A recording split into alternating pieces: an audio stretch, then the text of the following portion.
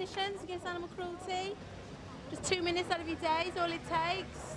Come on, these animals suffering 24 hours a day. All we're asking for is 2 minutes of your time. Britain has the reputation of being a nation of animal lovers. Spare 2 minutes out of your But day. even here, Heather James stands out from the crowd. Doesn't even cost you anything to stop She believes firms like Huntingdon Life Sciences should stop using animals in tests, but the company, with government support, is defiant. I'll do almost anything to shut that place down and will not give up. That's what these people don't understand. We will never give up. What I would suggest to them is they will fail. We have government backing, extreme government backing in the last 6 months. We have backing from our customers. Our business has improved. Our orders have improved. We're here for the long term, and I'm sure we'll beat the protesters.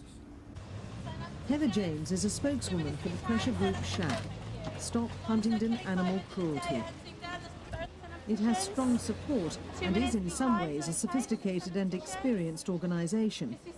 SHAC has members who, through other campaigns, have forced the closure of several UK businesses accused of animal cruelty. James and her colleagues believe that virtually any means are justified, legal or illegal, to abolish animal testing. I've got no sympathy for property that gets damaged. If a car is damaged or someone's property is damaged or someone breaks a door down to get beagles out, I'm against physical violence against people and animals. That's why I'm so horrified by, what Huntingdon do. SHAC says this video was secretly shot at Huntingdon Life Sciences laboratory in New Jersey, USA.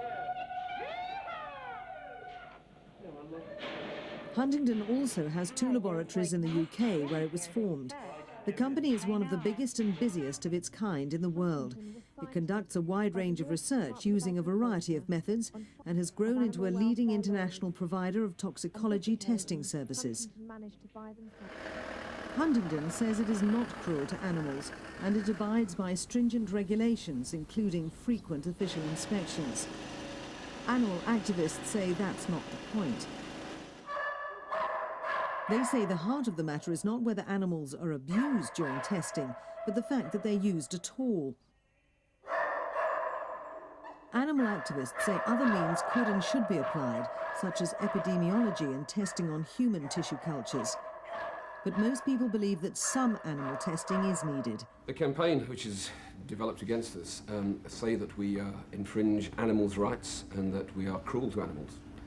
I would suggest that the campaigners are actually infringing humans' rights to expect safe new products, safe new medicines to help them fight disease and to hopefully extend their lives and improve their quality of life. SHAC says it opposes violence against humans, but a minority of animal activists rule out nothing. And the managing director of Huntingdon was wounded in an attack outside his home. The police attitude is direct and to the point. Baseball bats and heads aren't designed to go together, and potentially we have the danger for a very, very serious, if not fatal, attack. They are criminals. They're criminals, they're people who are quite happy to resort to pre-planned acts of significant violence and who have little regard for the value of human life. Direct popular action against those involved in the use or abuse of animals first arose in Britain around 25 years ago. Demonstrations are now commonplace. This one was in Oxford against a Japanese company. But rallies and marches are just one part of the animal activists' campaign. The minority advocating violence has hurt a few people, but has also frightened many more into breaking contact with the industry. Banks supporting Huntingdon were targeted until they cut their links, forcing it to seek help from the British government and from abroad. Robin Webb has been to jail for his beliefs.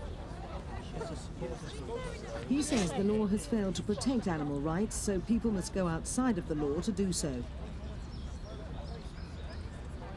Robin Webb is revered as a hero by supporters and reviled as a criminal by opponents. He equates the campaign with global human rights issues. One cannot be violent against property. Property has no feelings, it has no social awareness. To damage property, to save life or to prevent suffering and cruelty is justifiable. It is justified to break the law in pursuit of justice for animals as it was to break the law in pursuit of the abolition of slavery and the emancipation of women. Huntingdon Life Sciences rejects the analogy with human rights, arguing that there's no alternative to some animal testing and people come first. It also points to what's widely held to be the majority view. Certainly in the UK, there is now a more vocal and a more violent movement to try and stop the use of animals in research and in medical research. I would suggest that the UK population in general hasn't altered its opinion on this, and the last broad survey certainly supported the use of animals in essential research.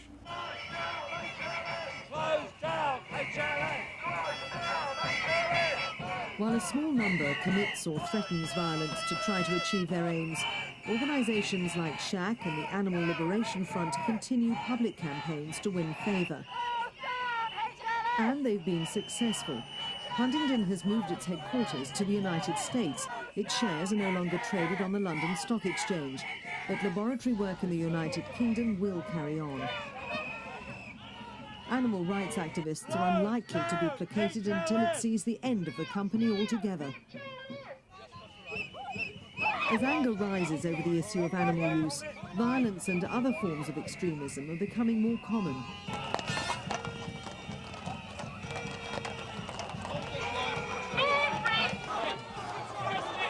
Some companies and associations making use of animal testing have called for boycotts of financial organisations that succumb to intimidation.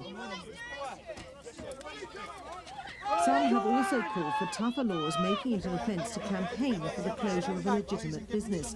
That in turn has been described as an abuse of human rights, even by people who don't support many animal activists' views. If laboratory testing were ended, there is another matter that disturbs some activists and calls into question the definitions of animal use and abuse, meat eating.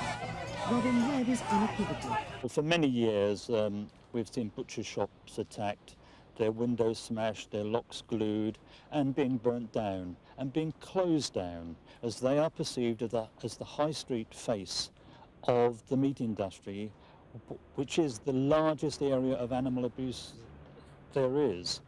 And the bigger they come, the harder they fall. I think it has to be fought for. It's a war. It's an all-out war. Huntingdon Life Sciences has had to change its name. Activists may not be winning the argument, but some fear they are winning the campaign.